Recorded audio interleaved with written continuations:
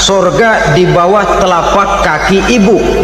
Hadis ini bisa kita artikan macam-macam. Pertama, anak tidak akan mendapat kebahagiaan tanpa ridho daripada ibunya.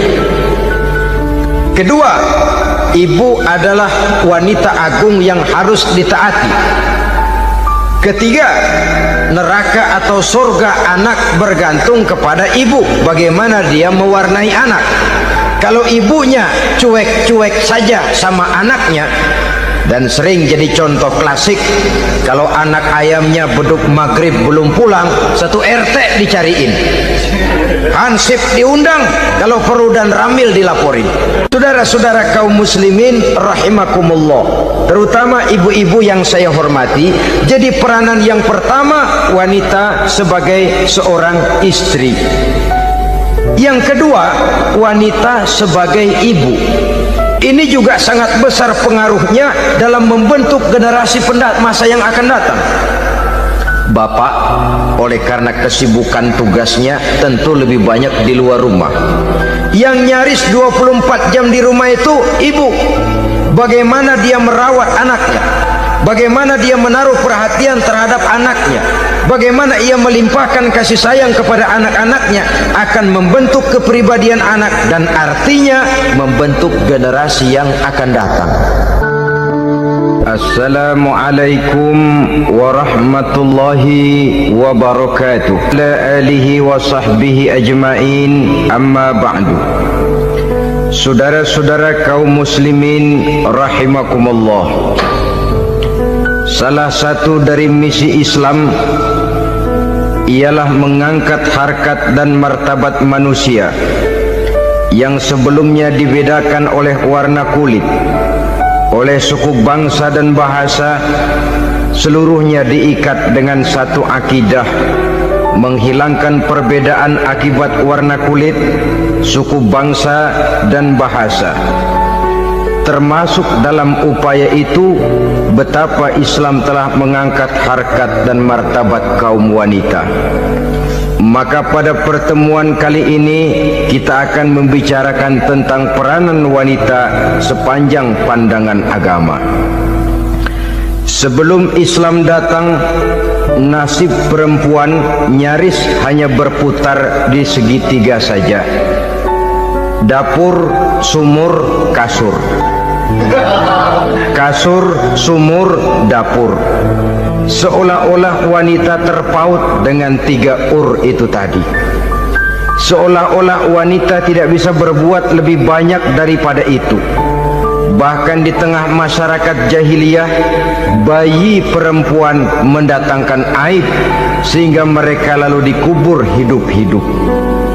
Maka datang Islam dengan tegas mencanangkan satu revolusi yang mengangkat harkat dan martabat kaum wanita.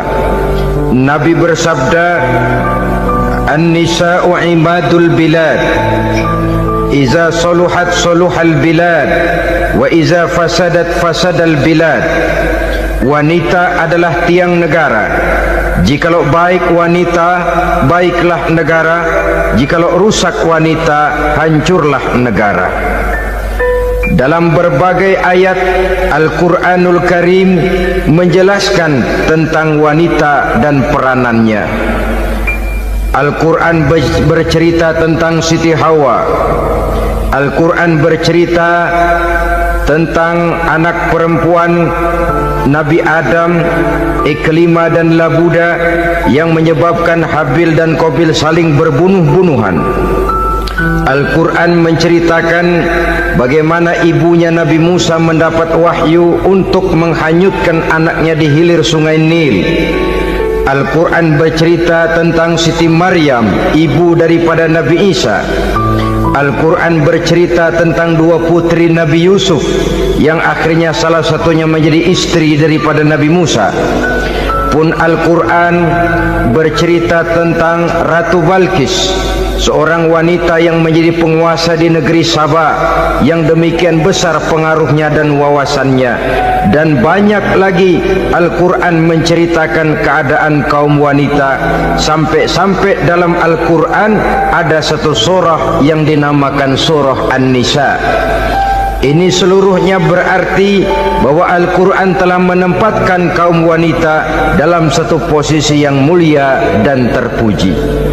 Al-Quran memberikan emansipasi, bahwa wanita berhak mengejar kemajuan sebagaimana halnya kaum laki-laki. Tetapi sungguh pun demikian, Al-Quran tetap memberikan batasan-batasan sepanjang emansipasi itu tidak bertentangan dengan kodrat kewanitaan itu sendiri. Kalau persamaan dan kemajuan, kalau emansipasi dan hak asasi sudah tidak sesuai lagi dengan kodrat kewanitaan, pada akhirnya bukan mengangkat harkat dan martabat kaum wanita, justru malah merendahkan derajat dan martabat kaum wanita itu sendiri. Seperti sebagian besar wanita ini, mereka berteriak menuntut tentang persamaan hak, tapi mereka melupa apa batasan daripada persamaan hak itu sendiri. Sesungguhnya Islam dengan segala konsepsinya yang mengangkat martabat kaum wanita itu memberikan keleluasaan kepada kaum wanita untuk maju bersama laki-laki sepanjang tidak menginjak-injak kodrat kewanitaan itu sendiri. Kalau sudah sampai kepada menginjak kodrat kewanitaan, maka akan merendahkan martabat kaum wanita. Sebab apa? Secara fisik dan psikis, agaknya memang laki-laki sudah ditakdirkan oleh Allah untuk menjadi pembimbing bagi kaum wanita. Walaupun tidak tertutup kemungkinan wanita tampil sebagai pemimpin, tetapi dari segi fisik biologis misalnya, laki-laki itu diciptakan kekar, kuat untuk memikul dan melaksanakan tugas-tugas yang berat. Sedangkan perempuan pada umumnya adalah lembut, ayu, lemot, denok, geboy, dan lain sebagainya. Maka kalau kita baca sejarah, Allah itu belum pernah mengutus rasul perempuan. Semua rasul laki-laki. Sebab apa? Secara fisik biologis tugas kerasulan lebih dimungkinkan oleh seorang laki-laki. Tugas rasul itu berat. Kadang-kadang perang, dicaci maki, berhadapan dengan ujung tombak, ujung pedang dan lain sebagainya. Makanya seluruh rasul laki-laki, dan Allah belum pernah mengutus rasul perempuan. Dari segi lain, perempuan itu banyak terhalang untuk melaksanakan ajaran agama. Misalnya, 1 minggu dalam sebulan perempuan itu terkena cuti khusus, mengalami masa menstruasi, tidak sholat, tidak puasa, tidak melaksanakan ajaran agama yang tidak dibolehkan pada saat menstruasi itu. Kalau ada rasul perempuan, lalu saat malaikat akan menyampaikan wahyu, kebetulan rasulnya sedang wah, itu bisa balik lagi malaikat Jibril ke langit itu. Mau turun nyampein wahyu, balik lagi ke atas, ditegur, kenapa balik lagi Jibril? Rasulnya lagi head.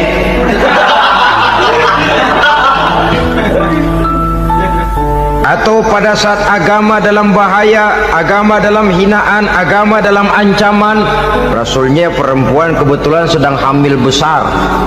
Apa lalu perang ditunda? Pengumuman perang ditunda saja sampai rasul melahirkan. Tentu lebih tidak mungkin lagi. Secara fisik biologis, laki-laki lebih memungkinkan untuk melaksanakan tugas kerasulan ini. Maka seluruh rasul yang diutus Allah adalah laki-laki. Saudara hadirin yang saya muliakan, sungguh pun demikian, Islam itu mengangkat martabat wanita sedemikian tinggi sebagai tiang negara yang menentukan jatuh dan bangunnya negara, yang ikut mewarnai bahkan menjadi warnanya suatu negara. Walaupun peranannya memang tidak begitu kelihatan, tapi sesungguhnya amat sangat menentukan. Oleh karenanya, secara umum, emansipasi yang digariskan oleh Islam, emansipasi yang tidak bertentangan dengan kodrat kewanitaan di berbagai aspek kehidupan. Kalau kalau sekarang emansipasi ini kelihatannya sudah salah pasang, salah kaprah. Bahkan belum lama kita menyaksikan bagaimana ada binaragawati. Di zaman sekarang perempuan sudah mulai angkat besi. Saya mulai mikir kalau perempuan sudah pada angkat besi, ini sudah tanda suaminya udah dekat dibanting-bantingin ini. Tahun-tahun mendatang mungkin akan menyusul perempuan mulai narik becak.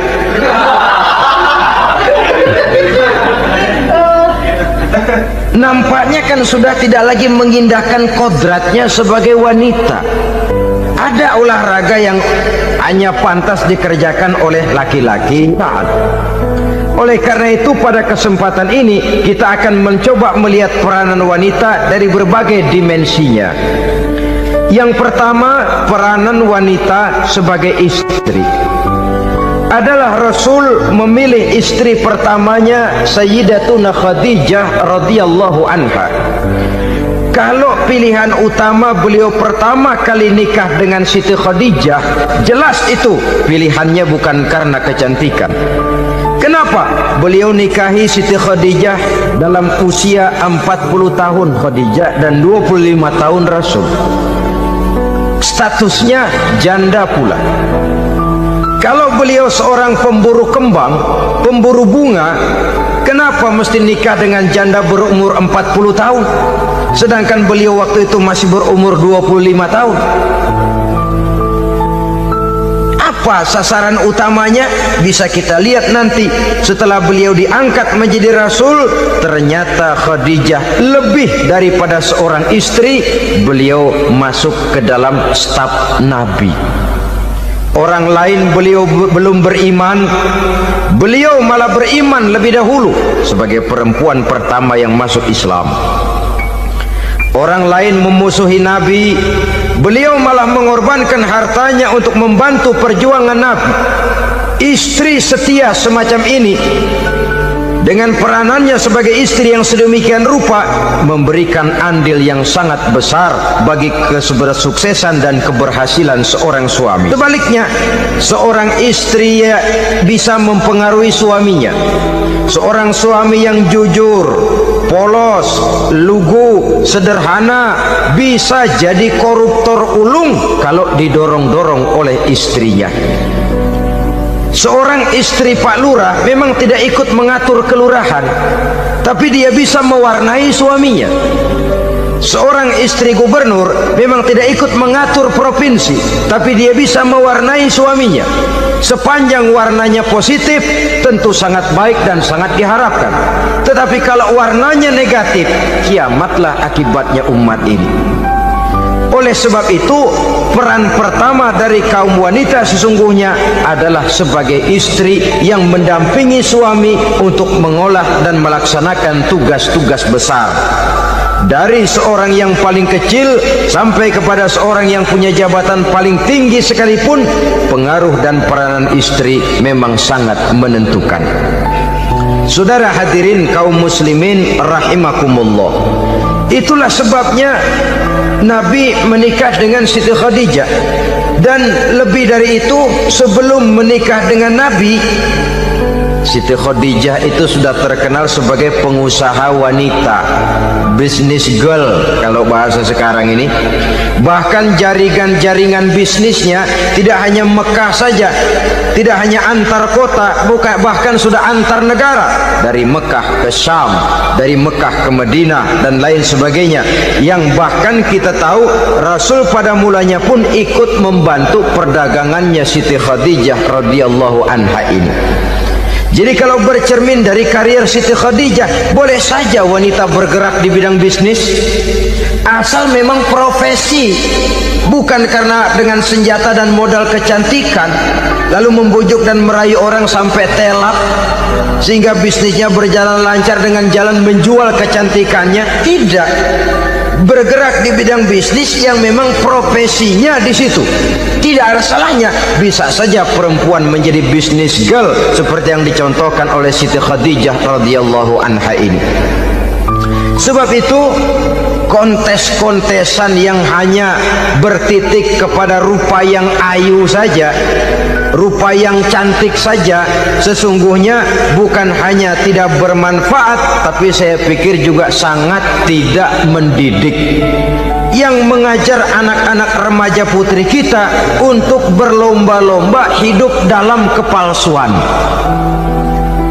Alis mata palsu, hidung pesek dimancungin palsu, operasi plastik.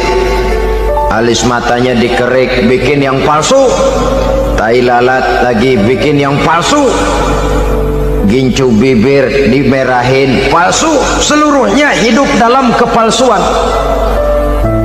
Akan lebih baik kalau kita ini misalnya mengadakan kontes yang menitik beratkan kepada ketinggian IQ, kecerdasan, kemampuan, skill, keahlian dan kemampuan, tidak hanya dititik beratkan kepada rupa yang ayu dan cantik semata-mata.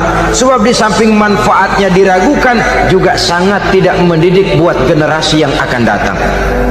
Terutama ibu-ibu, peran utama wanita sesungguhnya adalah sebagai istri mendampingi suami dalam melaksanakan tugas-tugas besar. Satu hari serombongan ibu-ibu pernah datang menghadap Rasul mengajukan satu resolusi, protes kalau bahasa kita sekarang. Ya Rasul, ada apa bu? Kalau laki-laki sih enak. Enak bagaimana? Iya, kalau orang laki-laki sholat, perempuan sholat. Laki-laki puasa, perempuan puasa. Laki-laki pergi haji, perempuan pergi haji. Laki-laki menuntut ilmu, perempuan bisa menuntut ilmu. Tapi kalau laki-laki pergi jihad, perang membela agama, kami perempuan tidak bisa ikut jihad perang di medan pertempuran. Padahal pahala jihad sangat besar dan kami ingin mendapat pahala jihad. Tidak adil kalau begini ya Rasul, izinkan kami pergi jihad. Ini perempuan di zaman Rasul, kalau ada kebaikan tidak bisa ikut, rasanya rugi bukan main, lalu protes. Apa jawab Rasul? Beliau senyum. Ibu-ibu jangan khawatir. Walaupun ibu-ibu tidak maju ke medan perang, ada ibadah yang pahalanya sama dengan pahala jihad itu. Apa ya Rasul? Beliau menjawab, jihadukunna fi baitikunna. Jihadnya ibu-ibu, jihadnya kaum wanita adalah di rumah tangganya sebagai istri. Memasak makanan suaminya, mencuci pakaian istrinya, mengasuh, merawat dan membesarkan anak-anaknya, itu seluruhnya bagian daripada ibadah yang pahalanya tidak kurang dengan pahala jihad. Kenapa? Al-Quran itu memberikan sesuatu sesuai dengan kedudukannya. Kalau perempuan pergi perang jihad membela agama, musuhnya laki semua, kayak apa perangnya? Itu musuhnya bisa nggak mau pakai pedang, perangnya udah gulat aja udah. Sehingga Rasul lalu memberikan satu jalan keluar yang membuat wanita-wanita itu lega. Jihadukunna fi baitikunna. Ibu-ibu sih tidak usah khawatir, jihad ibu adalah di rumah tangga ibu-ibu semua. Sejak bangun tidur sampai tidur kembali, nyaris kaum ibu itu 24 jam pekerjaannya. Sebagai istri, dia melaksanakan jihad di rumah tangganya. Peranan wanita yang pertama adalah sebagai istri, yang walaupun tidak kelihatan dan menonjol seperti halnya laki-laki, tapi sangat mewarnai, bahkan menjadi warna dari tugas apapun yang dihadapi oleh suaminya. Dulu ada seorang orator, kalau pidato hebat bukan main. Kalau dia bernada gembira, semua orang senyum. Kalau dia bercerita tentang sesuatu yang sedih, satu masjid orang nangis. Orang tanya kepadanya, Pak, bisa pidato begitu hebat, siapa yang bikin? Ya saya sendiri. Istrinya dari belakang bilang, tidak, yang bikin pidatonya hebat saya. Kata suaminya, mana bisa, Saya, kata istrinya. Kalau saudara tidak percaya, tunggu Jumat depan. Dia khutbah Jumat, saya akan bikin khutbahnya tidak hebat, kata istrinya. Sudah hari Rebo, siap-siap mau bikin konsep khutbah, baru mau nulis, datang istrinya. Bang, tolong pegangin anak, saya mau ke warung. Mau bikin konsep lagi, kata istrinya, bang, tolong ini, tolong itu, tolong ini. Sampai mau berangkat khutbah Jumat, khutbah belum selesai dibikin. Begitu naik mimbar, kehabisan bahan. Sudah 10 menit masih ama ba'du, ama ba'du, ama ba'du. Ini yang dengar heran, ini orang kok bicaranya bisa cuma amat sama badu, amat sama badu saja. Di situ kelihatan saudara-saudara betapa peran serta istri yang walaupun tidak kelihatan oleh pandangan mata yang zahir, tapi teramat sangat menentukan.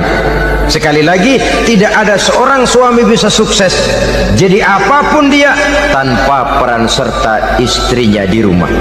Tidak ada kemajuan yang bisa diperoleh kalau tidak karena peran serta istrinya di rumah. Tidak ada kesuksesan yang bisa diraih tanpa keikutsertaan daripada istrinya di rumah. Walaupun suaminya yang dikenal orang, suaminya yang dipuji orang, suaminya yang disanjung orang, bagian besar tetaplah saham dan andil daripada istrinya yang di rumah itu. Ini makna an-nisa imadul bilad. Wanita adalah tiang negara. Jikalau baik wanita, baik negara. Jikalau rusak wanita, hancur negara. Karena wanita, negeri Salba menjadi terkenal tentram, aman, wawasan politiknya luas. Seorang semacam Cleopatra bisa menaklukkan Julius Caesar. Dan begitu selanjutnya. Banyak cerita-cerita betapa wanita yang berperan di belakang layar ini bahkan bisa menggoyangkan negara. Bahkan yang paling dekat saja contoh dengan kita, Senator Gary Hart. Saudara masih dengar tentu itu. Betapa harus terpaksa mengundurkan diri dari pencalonan presiden Amerika karena kasusnya dengan Donna Rice itu, dengan hostess itu. Betapa di sini seorang perempuan atau seorang wanita sanggup membongkar seseorang yang punya masa depan ceria untuk menuju kursi kepresidenan dari suatu negara adidaya seperti Amerika, bisa gagal berantakan karena skandalnya itu. Apa penyebabnya? Wanita. Tapi wanita juga bisa menyebabkan menjadi cambuk majunya laki-laki. Wanita juga bisa menghancurkan dan mengubur laki-laki. Saudara hadirin yang saya muliakan, ia memang kelihatannya makhluk yang lemah, tapi di balik kelemahannya itu sesungguhnya dia bisa menelan laki-laki yang bagaimanapun besarnya. Saudara-saudara kaum muslimin rahimakumullah, terutama ibu-ibu yang saya hormati, jadi peranan yang pertama wanita sebagai seorang istri. Yang kedua, wanita sebagai ibu. Ini juga sangat besar pengaruhnya dalam membentuk generasi masa yang akan datang. Bapak, oleh karena kesibukan tugasnya, tentu lebih banyak di luar rumah. Yang nyaris 24 jam di rumah itu ibu. Bagaimana dia merawat anaknya, bagaimana dia menaruh perhatian terhadap anaknya, bagaimana ia melimpahkan kasih sayang kepada anak-anaknya, akan membentuk kepribadian anak dan artinya membentuk generasi yang akan datang. Kalau seorang ibu sudah cuek-cuek saja kepada anaknya, padahal Quran mengatakan al-jannatu tahta aqdamil ummahat, surga di bawah telapak kaki ibu. Hadis ini bisa kita artikan macam-macam. Pertama, anak tidak akan mendapat kebahagiaan tanpa ridho daripada ibunya. Kedua, ibu adalah wanita agung yang harus ditaati.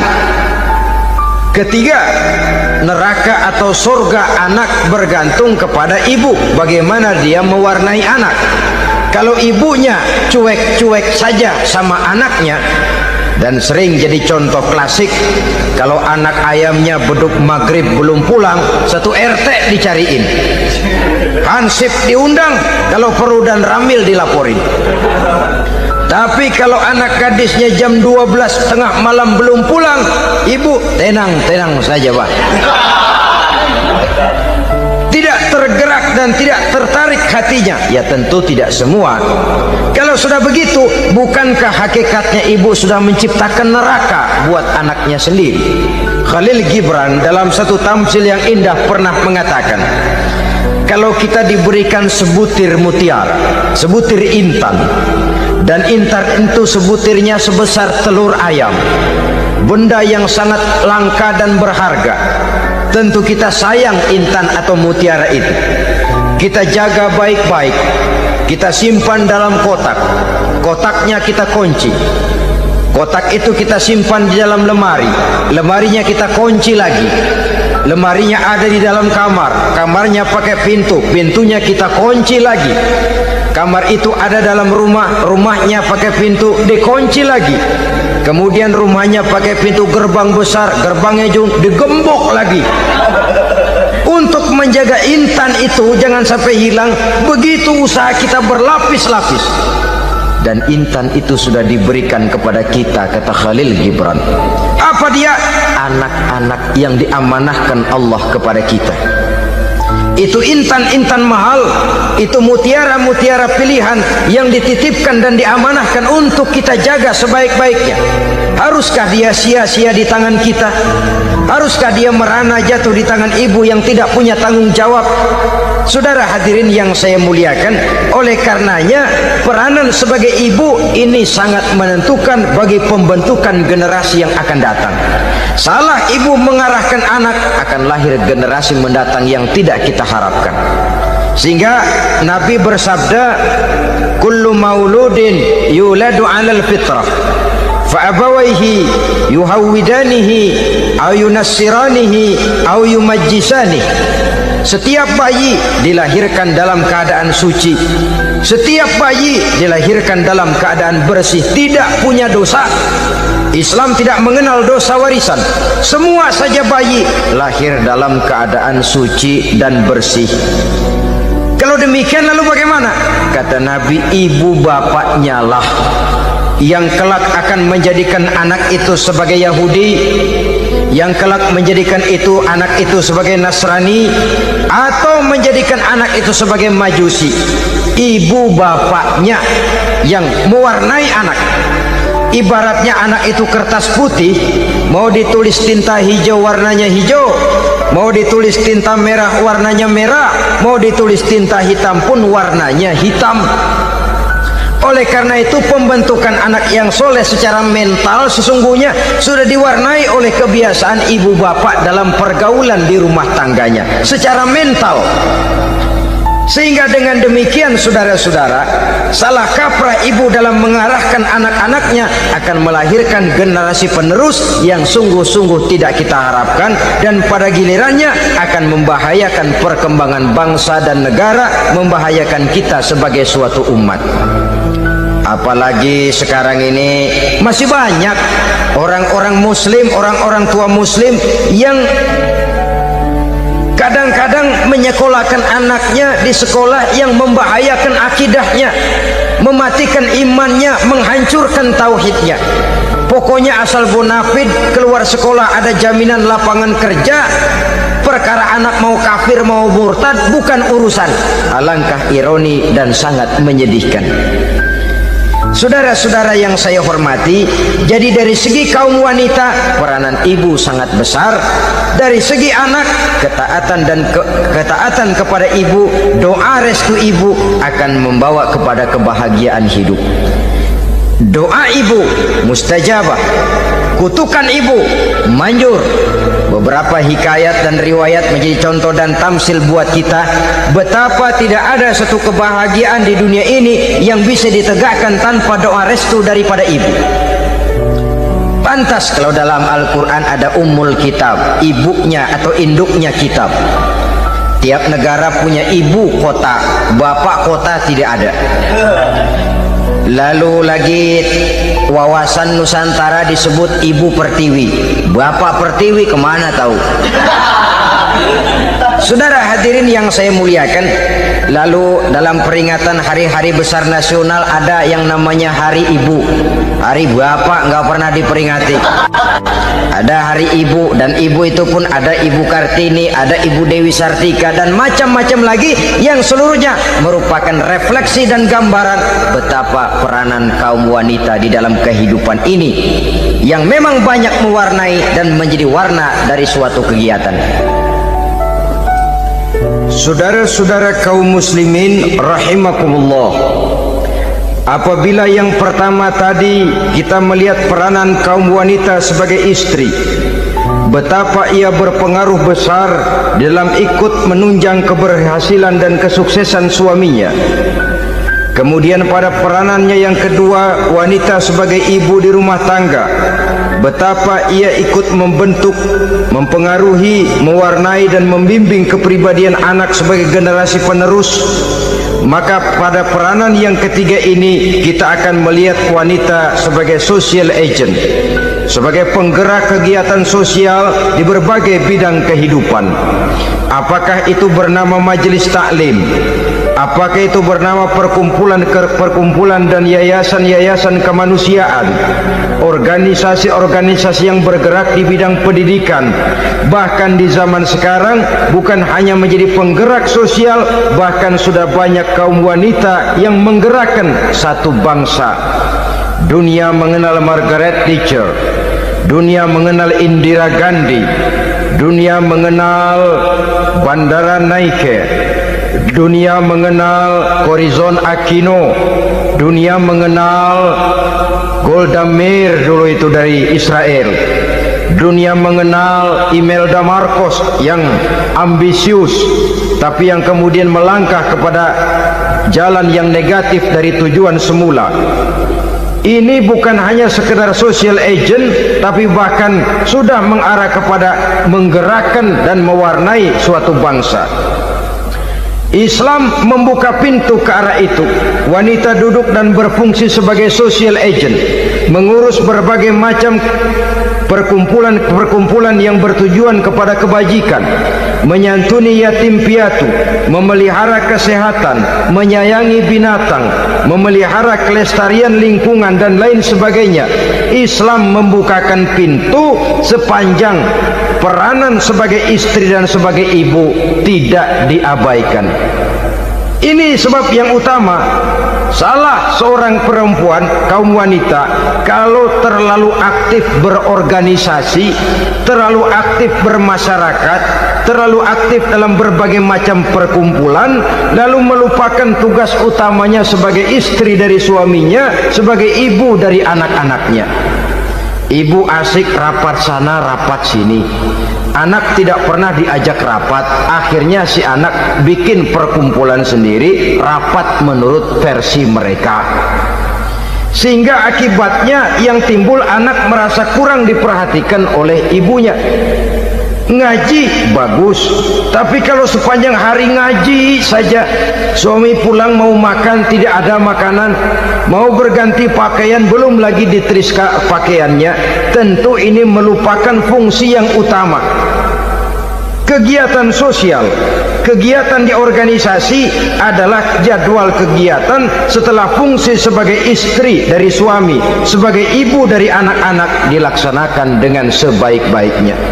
Bukan tidak baik ngaji, kalau dari ngaji ke ngaji saja, bangun tidur ngaji, jam 7 ngaji, berangkat jam 11, sholat zuhur berangkat ngaji lagi, pulang sore, malam ngaji lagi. Suami tidak terurus, anak-anak pun terbengkalai, rusaklah rumah tangga. Dan bukankah satu bangsa terdiri dari satu tatanan masyarakat, dan tatanan masyarakat yang paling kecil bernama keluarga. Keluarga merupakan unit dari masyarakat, unit yang terkecil, dan keluarga terdiri dari pribadi-pribadi yang merupakan bapak, ibu, dan anak-anak. Sehingga masyarakat bangsa yang baik terdiri dari masyarakat yang baik, masyarakat yang baik tersusun dari keluarga-keluarga yang baik, dan keluarga yang baik akan muncul dari pribadi dan individu yang baik. pribadi dan individu yang baik, yang sadar mana kewajiban yang primer, mana kewajiban yang sekunder. Sebagai social agent, dia lalu mawas diri dengan tetap mempertimbangkan kodrat kewanitaannya itu tadi. Saya ikut prihatin kalau ada perempuan main sepak bola. Dan saya yakin betul kalau perempuan main sepak bola, yang nonton pasti bukan nonton bola. Ya mungkin bola juga, tapi bola yang mana? Itu wallahu a'lam. Boy, ya dicari olahraga yang sesuai dengan kodrat kewanitaan begitu. Dicarilah olahraga yang sesuai dengan kodrat kewanitaan. Sepak bola sudah maju, ya belakangan saya katakan tadi muncul lagi wanita angkat besi. Belakangan bisa kita bayangkan wanita main tinju. Babak belur sudah kalau sudah begitu. Kemajuan dengan melupakan kodrat kewanitaan akan menyengsarakan kaum wanita itu sendiri. Silahkan maju menjadi social agent, menjadi penggerak di masyarakat. Para istri Rasul bisa kita jadikan satu figur. Siti Khadijah, figur sebagai istri pendamping yang setia. Dikala suaminya bingung, ia tampil memberikan pandangan. Dikala suaminya bingung, ia memberikan tanggapan.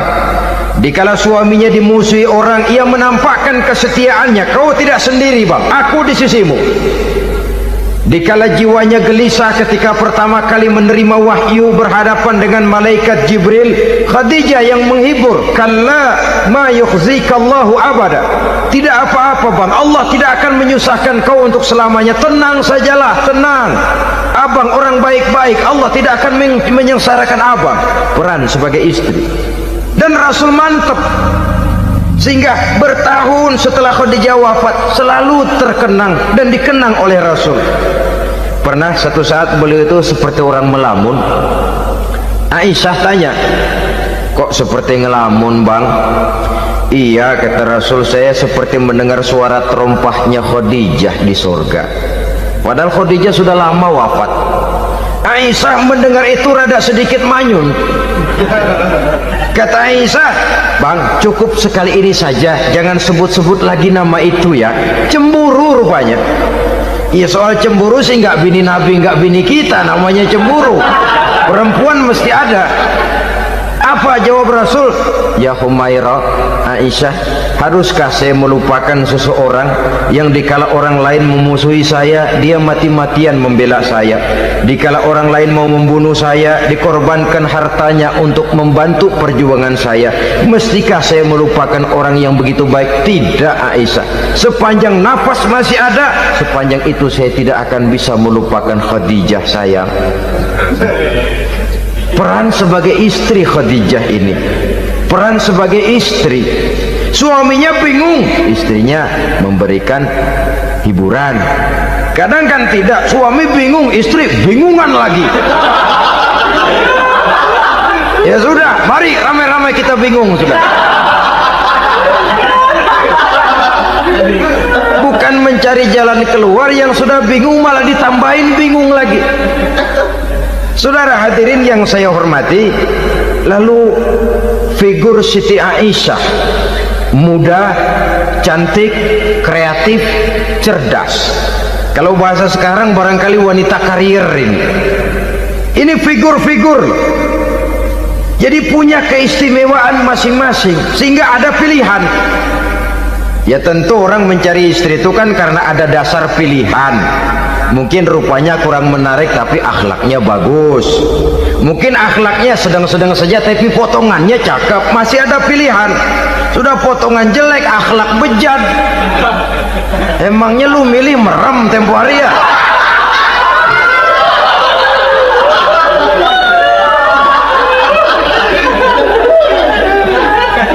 Sudah nggak ada pilihan apa-apa.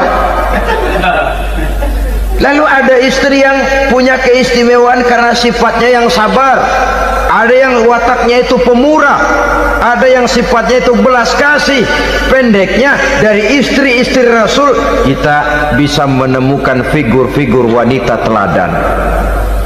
Sehingga keliru kalau kaum orientalis barat mengatakan Rasulullah itu katanya sesungguhnya adalah seorang seks maniak, istrinya banyak. Oh, ini memang bajingan ini orientalis ini. Kalau Rasulullah itu seorang seks maniak, tentu yang dinikahinya itu pertama jelas gadis semua, yang kedua tentu cantik-cantik semua.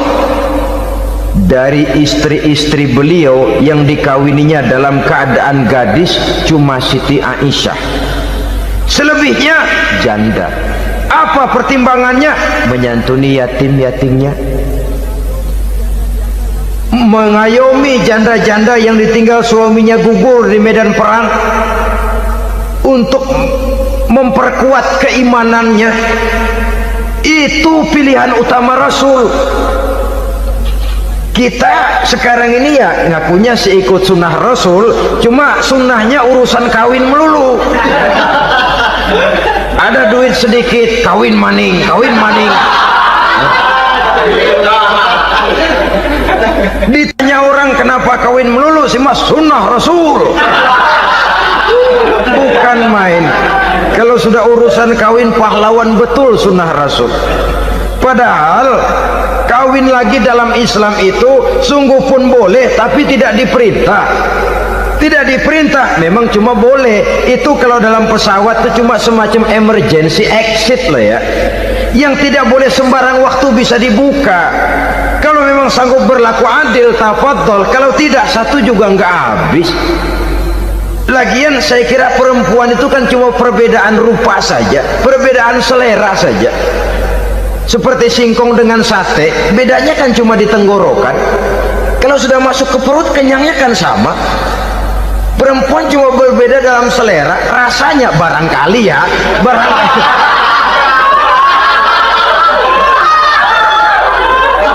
Barangkali tidak jauh beda. Saudara hadirinlah, Islam ini mengatur lewat pintu yang dinamakan nikah itu tadi, sehingga dengan demikian bisa dinikmati secara tenang, tentram. Tidak usah manusia ya, kucing saja. Coba lihat kucing. Kalau ikan dia boleh nyolong, kucing itu boleh curi, makannya nggak tenang kucing. Coba lihat ini. Asal dia nyolong ikan, makannya juga mindik-mindik. Matanya nengok kiri, nengok kanan. Ada sedikit gerusak, kabur. Secara nalurinya kucing tahu kalau ini ikan curian, makannya nggak tenang dia. Tapi kalau ikan kita kasih, kucing anteng, geledek juga nyamber, manteng aja dia. Nalurinya mengatakan ini ikan dikasih sama yang punya, tenang dia. Saudara hadirin yang saya hormati, orang juga gitu. Kalau hubungan suami istrinya sudah sah, diikat dengan akad nikah, tenang, anteng, nggak gerasak gerusuk, nggak kayak diubur-ubur maling, anteng aja. Dan yang ngintip juga wah cuek aja udah. Biarin aja dia ngintip, capek sendirilah.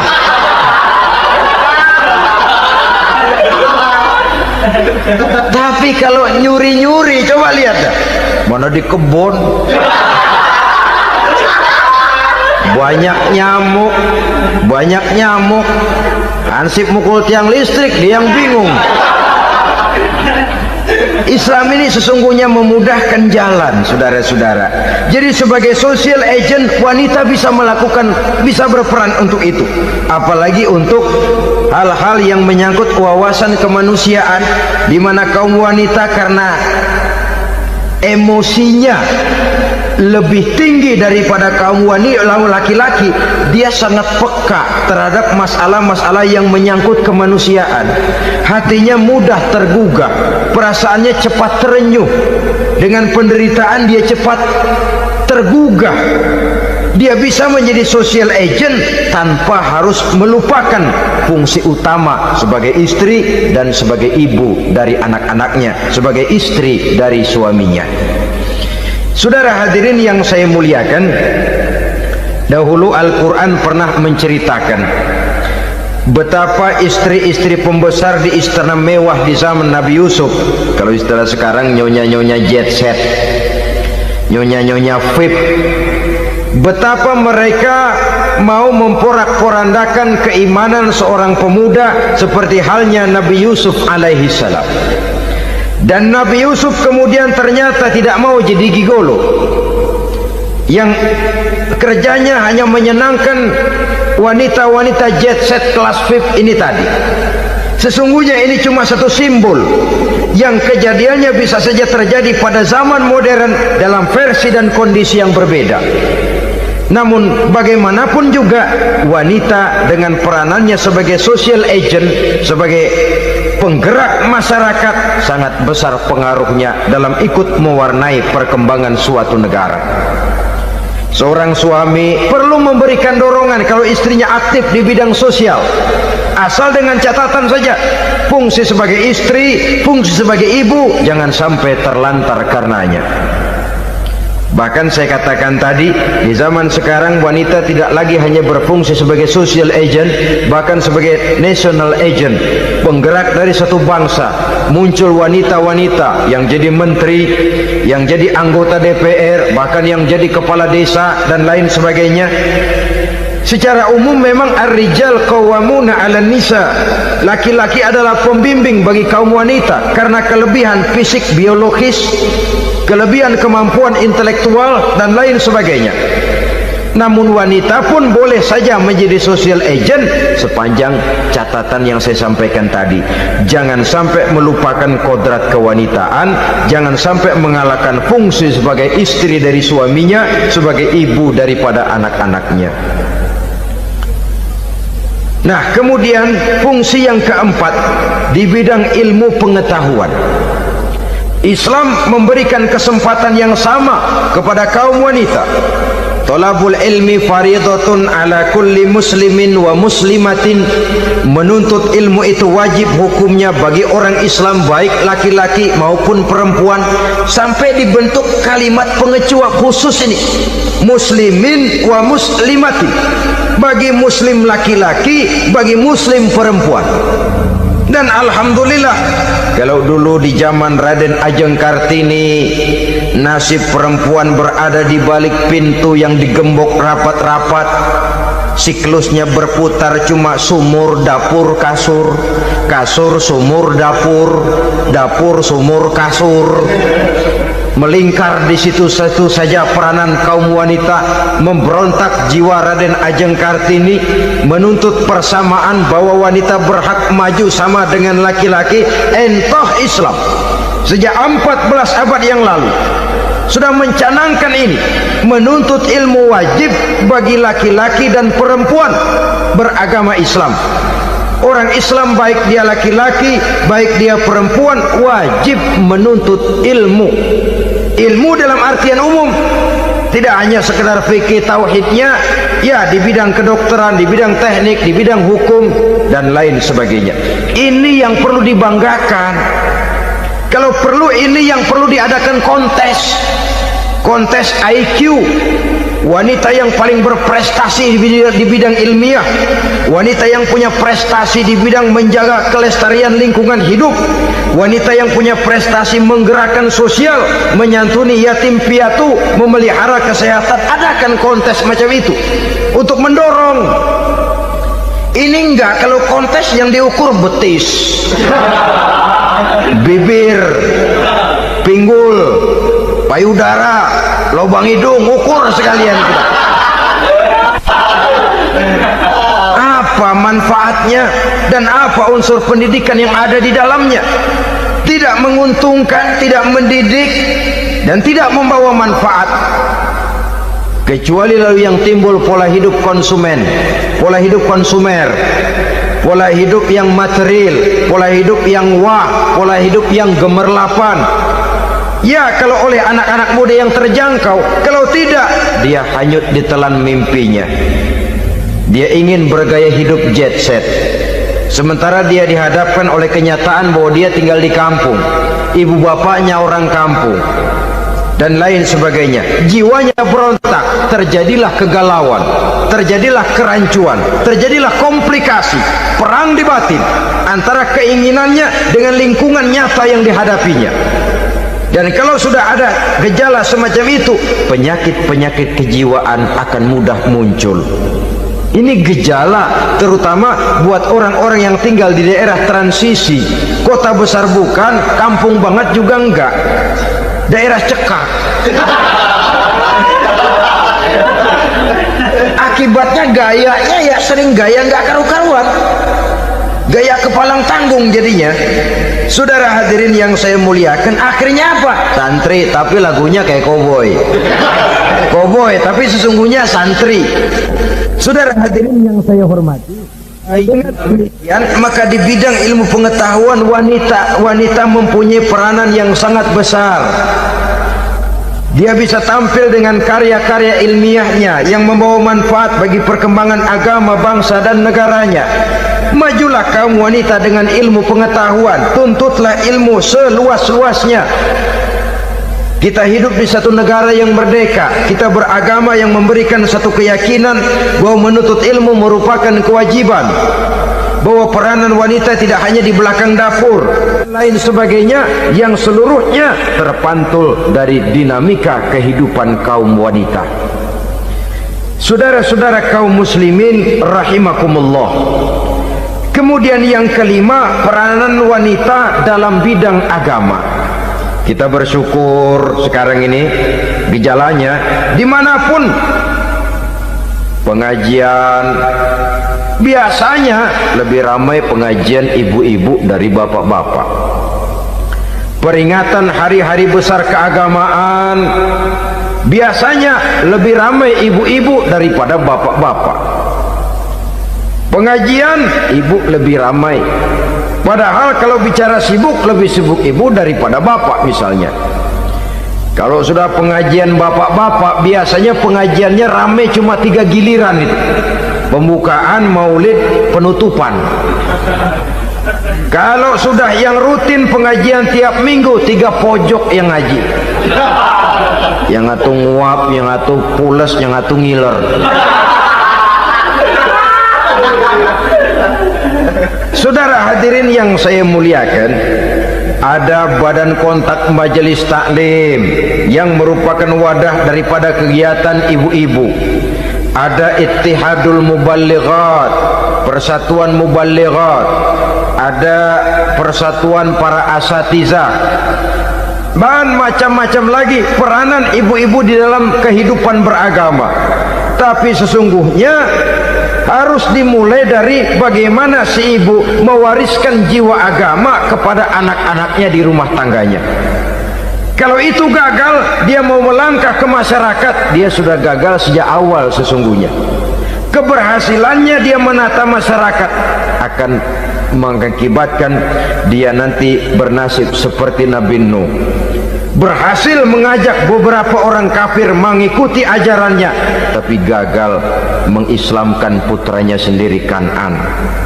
Bukan tidak berusaha, tapi memang Allah sudah menghendakinya sedemikian untuk menjadi contoh buat kita semua. Yang penting orang tua berusaha dan berikhtiar. Kalau sudah berusaha dan berikhtiar, anak ternyata memang sulit diurus, barangkali memang fotokopinya Kan'an tuh anak. Ya orang tua kalau sudah berusaha, ya tawakallah.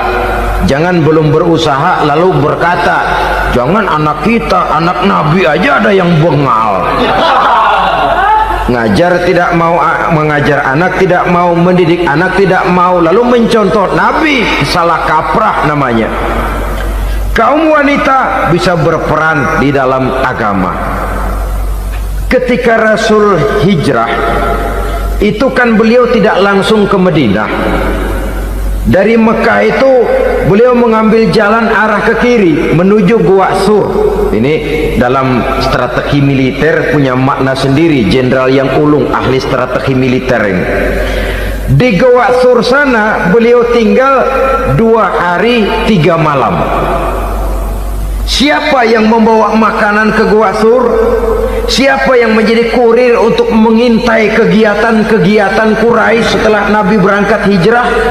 Asma, putri Abu Bakar Siddiq radhiyallahu anhu.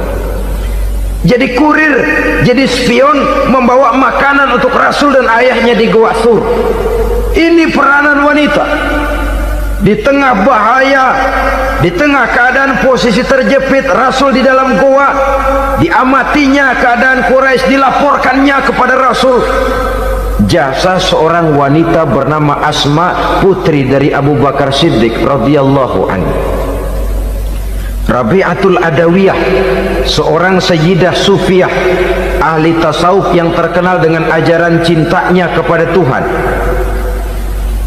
Dia bisa menjadi tokoh wanita dalam gerakan sufi oleh karena kegiatannya di bidang agama dalam arti mujahadahnya kepada Allah Subhanahu wa taala. Dia korbankan bagian besar daripada hidupnya untuk mengabdi kepada Allah. Setelah suaminya meninggal, seumur hidup dia tidak pernah nikah lagi. Bukan tidak cantik, cantik. Bukan tidak ada yang mau, banyak yang meminang. Bahkan diantaranya termasuk Sufyan Tsauri, seorang tokoh juga, pernah mencoba meminang beliau. Kata Sufyan, Rabi'ah, bagaimana? Kamu kan janda? Iya. Lalu, saya kan duda. Jadi bagaimana? Daripada kita masing-masing sendiri-sendiri kan lebih baik kita join. Maksud kamu apa? Saya mau meminang kamu. Boleh? Tapi mas kawinnya saya minta engkau jawab 4 pertanyaan saya. Kalau bisa, diri saya seutuhnya saya berikan kepada kamu. Kalau tidak, tidak usah saja. In ajabtani fi 4 masail fa ana laka. Kalau engkau sanggup menjawab 4 pertanyaan saya, seluruh diri saya bulat-bulat saya serahkan kepada kamu. Yang pertama, Sufyan, semua orang kan bakalan mati. Iya. Ya soal mati sih sama, mati. Cuma hakikat mati kan lain-lain. Ada yang matinya itu husnul khatimah, mati baik di akhirnya. Lagi ngaji, mati. Lagi baca Quran, mati. Lagi sholat, mati. Lagi dengar ceramah, mati. Lagi sodakoh, mati. Itu mati-mati yang su'ul khatimah. Ada yang mati itu mati yang husnul khatimah, maksud saya. Ada mati itu yang disebut su'ul khatimah, jelek di penghujungnya. Lagi nyekek botol, mampus. Lagi banting kartu, plak, habis. Lagi makan riba, mati. Lagi zina, mati. Lagi nipu, mati. Kira-kira kalau saya nanti mati, su'ul khatimah apa husnul khatimah? Loh, saya nggak tahu, kamu mati saja belum. Tidak bisa kamu jawab, tidak bisa. Yang kedua, setelah mati kita masuk ke alam kubur. Di kubur kita akan dapat nikmat kubur atau azab kubur. Hari itu kira-kira saya dapat nikmat apa dapat azab? Saya tidak tahu. Di padang mahsyar setelah ditimbang kita dapat kitab di tangan kanan kalau baik, di tangan kiri atau dari belakang kalau jahat. Hari itu saya dapat kitab di tangan kiri apa tangan kanan? Saya nggak tahu.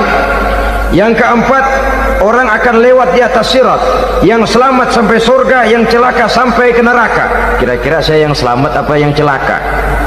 Wah, kata Sofyan, gua nggak tahu, udah butak dalam pengen itu deh. Kalau kau tidak tahu, Sofyan, tidak bisa jawab 4 pertanyaan ini, maaf saja, lamaranmu saya tolak dan saya tidak akan nikah. Ini yang saya khawatir. Maka dia terkenal sebagai Sayyidah Sufiyah, tokoh wanita dalam dunia sufi. Dan artinya wanita bisa berperan banyak dalam bidang agama, sebagai pengasuh majelis taklim, sebagai pengasuh yatim piatu, sebagai gerakan-gerakan keagamaan yang positif dan lain sebagainya.